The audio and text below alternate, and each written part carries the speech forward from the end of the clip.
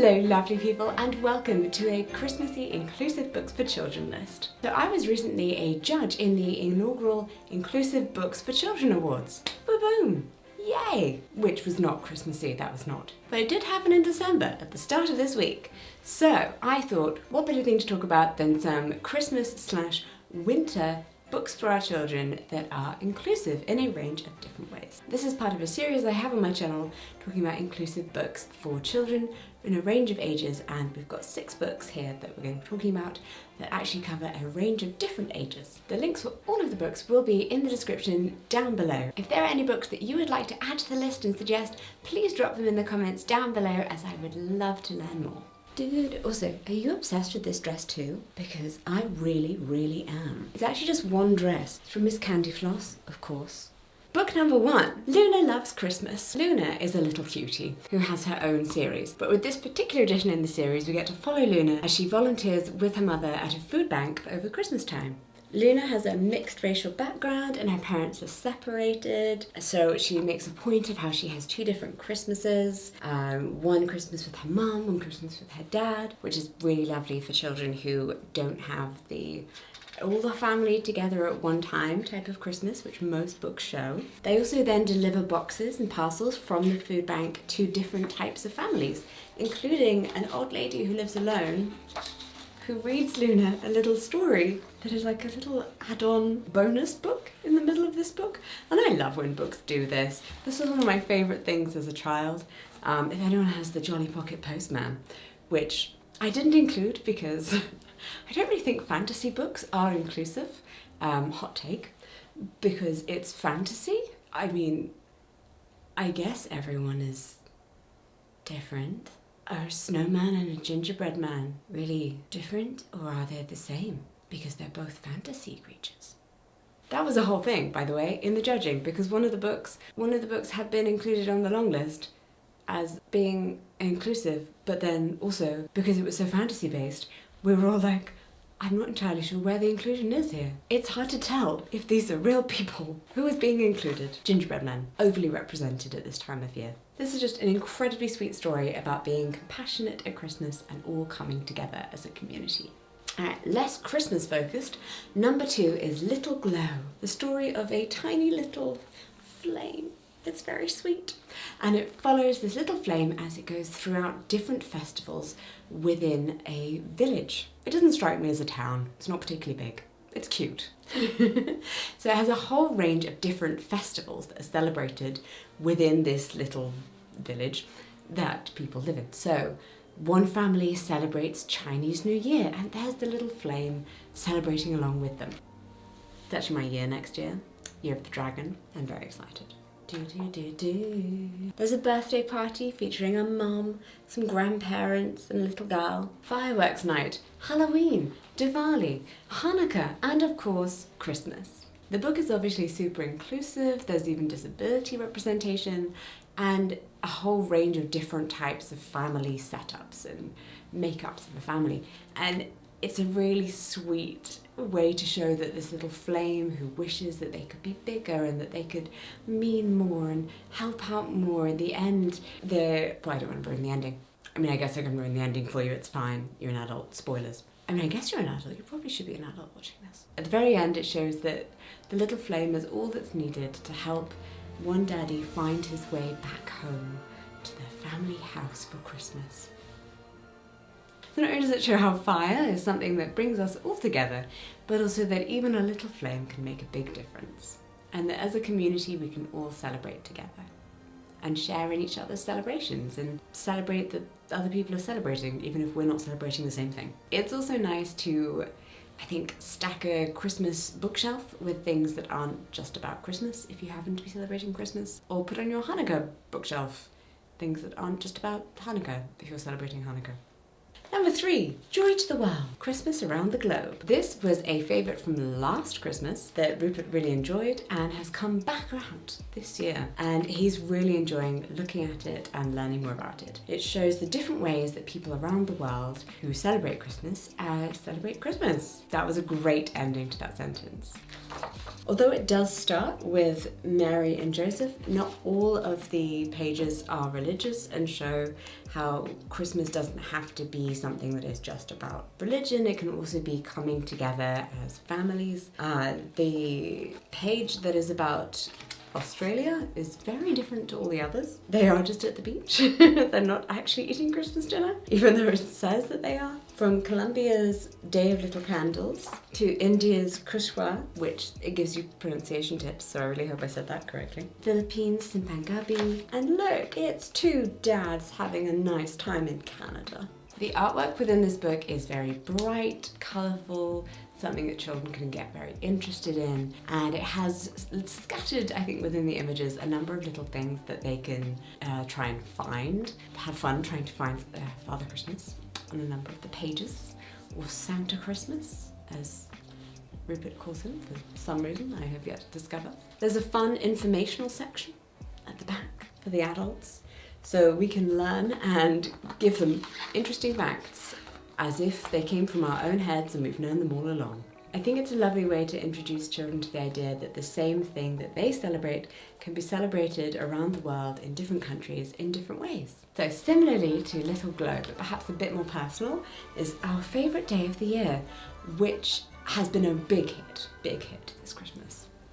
This one's done well. This story is about 4 boys who on their first day of kindergarten are told by their teacher that as a class they're going to be celebrating and doing a presentation on each of their favourite days of the year as they go through them. And her favourite day is the very first day of class because that's when she gets to meet lots of new people and discover who everyone is, which they find very bizarre because, like, what? How could the first day of class ever be your favourite thing?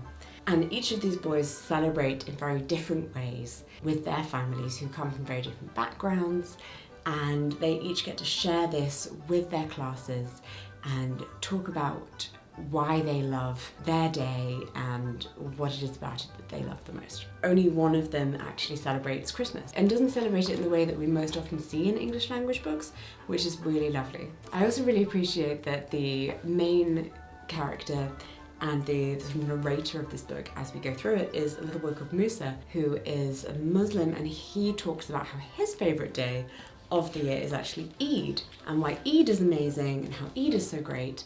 And then he is learning about Christmas, and he is learning about Rosh Hashanah, and he is learning about Pi Day, because one of the boys' favourite days is Pi Day. Yes, I had also not heard of Pi Day until I read this book.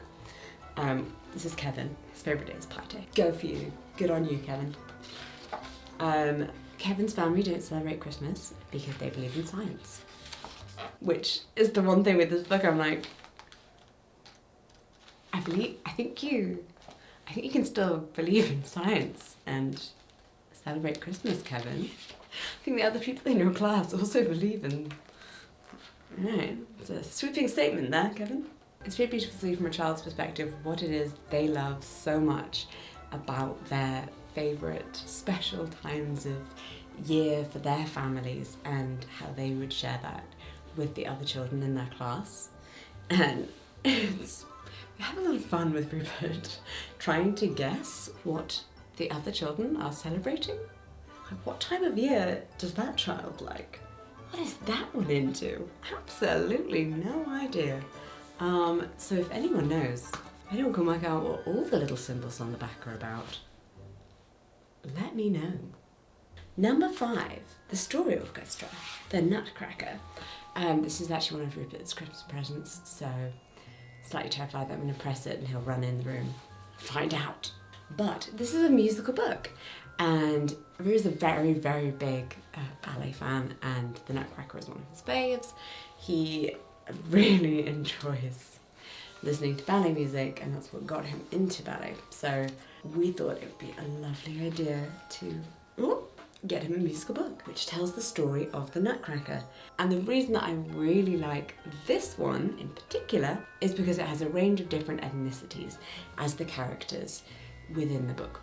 Quite often within the Nutcracker or within ballet themed books, it doesn't necessarily have that much of a diverse cast. So it's a special treat. It's a special treat to have not only a beautiful musical book which plays Tchaikovsky's lovely music and looks so gorgeous, but also has ballerinas who have a range of backgrounds, a range of different hair styles, a range of different hair textures, and are all positioned as being equally magnificent, wonderful. Everyone on stage is looking fabulous. And finally, number 6, of course there has to be a board book, and it has to be from my favourite line of board books. I've always been a huge fan of the Baby Loves series, and this is the Electrical Engineering on Christmas, little special book that comes as part of the Baby Loves series. Now in this series, one baby in each book, and each book has a different baby, and they're all quite diverse and different, and sometimes you see their families, but most often not. Goes on a tiny adventure, a very, very small adventure, the baby, so very small adventure, that tells you all about something. And this time it's about electricity, sometimes it's about atoms, quarks, smell, how your taste buds work. Incredible things that you're like, wow, I didn't learn about that until A-levels. That's when you're 16 to 18. Let's talk about it with our babies and put it in their brains really early. In this one in particular, here's our lovely little baby learning about what atoms are made of and how that works with electricity. Dun dun. Electric charges, always relating it back to everyday life things, and I really like that about these books. She was learning about currents. How did the current turn on her Christmas tree? Oh look, it did. And then coming together with a whole range of her friends to decorate her Christmas tree. I really love these books, and Rupert's always loved these books as well. I think they're a great addition to your Christmas shelf, and they also really do keep going. Even though it is a board book, because of the content, it is something that you can keep reading to them over and over and over again. It doesn't stop being interesting when they're, just because they are a little bit older. My 5-year-old nephew, who is almost 6, also finds them quite interesting when he's come over, and he can read them himself, so they work for all the children too. Oh, hi! Outro filmed in a different outfit? Never, no, not of what you speak. Yes, so anyway, if you have any exciting recommendations for Christmas and winter themed children's books for those between the ages of 2 and 4, let me know in the comments down below, because I am always looking to expand my inclusive library of books. Also, I encourage you to go and check out the Inclusive Books for Children Awards. The long list that we went through was amazing. We got it all the way down to a great shortlist. And the winners, not that I don't think they've been announced by the time this is going out. No, they've not been announced yet. The winners are great. The winners are really, really good. I'm so proud of them, and I think you're going to love them too. They're not Christmassy though, which is why they're not in this video. Or are they? No. They're not Christmassy. There's also a bonus book which I'll be talking about very soon on my Instagram, so make sure you're following me at Jessica Out of the Closet.